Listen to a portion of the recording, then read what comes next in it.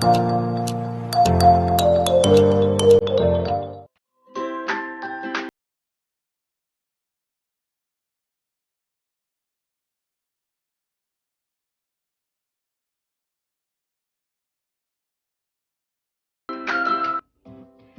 guys, gusto kong kumain ng ginatang bilo-bilo or tambo-tambong Ilocano.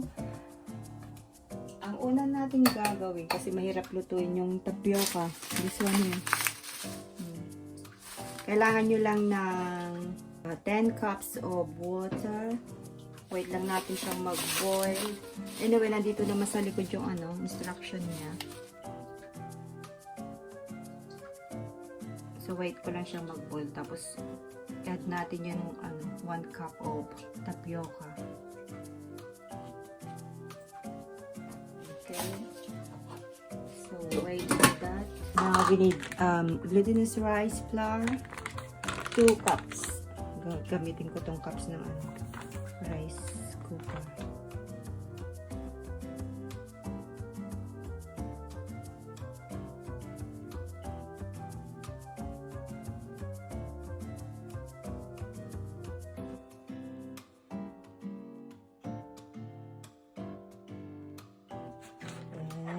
Mix tayo ng lagyan natin siya ng tubig. I start with 1 cup.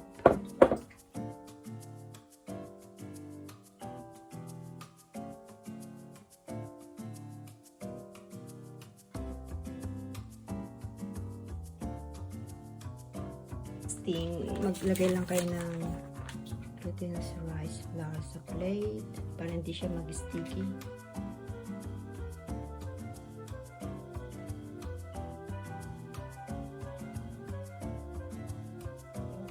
Guys, dinagdagan ko siya ng glutinous flour. Medyo siya, basa. Hindi maganda yung consistency niya. Alright, I think I'm ready. Anuhan ko lang yung kamay kasi siya sticky. Ganyan lang. Pero wag masyadong malaki kasi nakakaumay. I think that's the right size.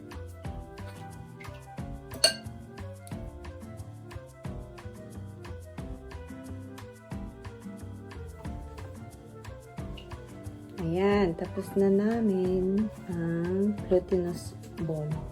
There we go. Ayan siya, guys.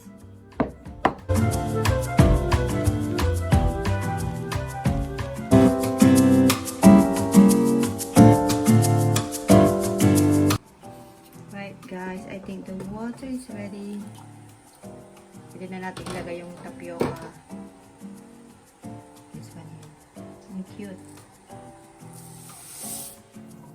Tapos, hintayin na lang natin siya kumulo agad.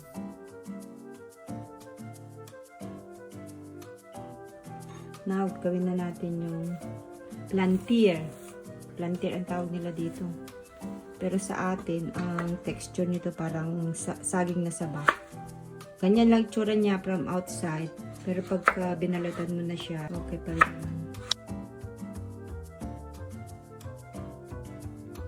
Itong sweet potato naman natin.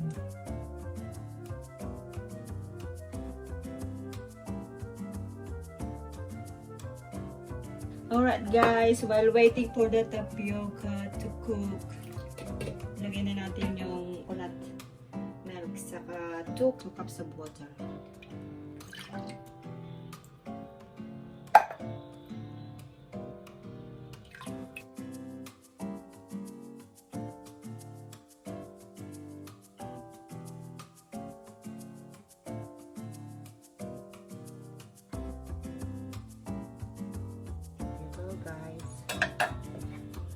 The lid on and that's it. Now guys, let's check the tapioca. I think okay na siya. Drain ko na lang, then lagay natin sa cold water. Check guys. Yan, kumukulo na siya. Now, pwede na natin ilagay itong kamote.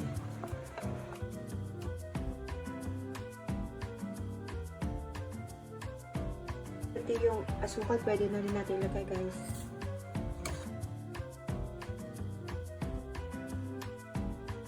Sunod na ilagay natin busain.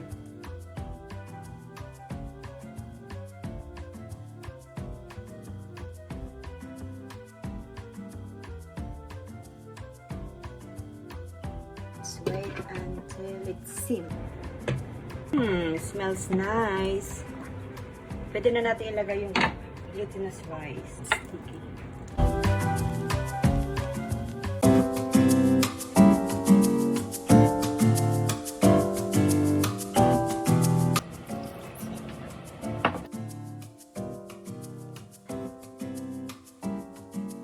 Panuli natin guys. Last one, lagay na natin yung tapioca.